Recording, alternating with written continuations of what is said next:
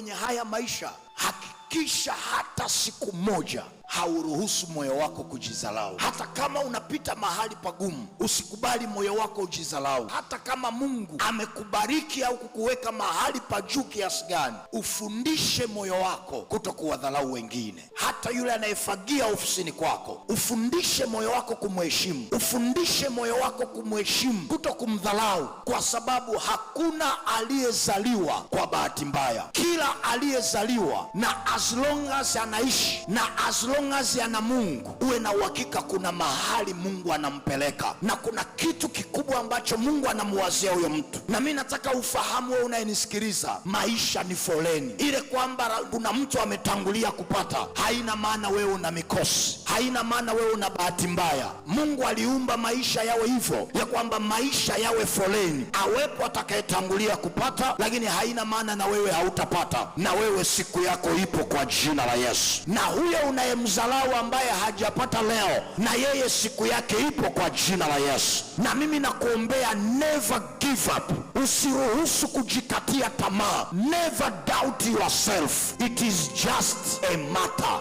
of time. Wakati wako na wewe unakuja. Wakati wako wa kuinuliwa na wewe unakuja. Wakati wako na wewe wa kupata heshima unakuja. Wakati wako wa biashara kuchanua unakuja. Wakati wako wa kuolewa na wewe unakuja.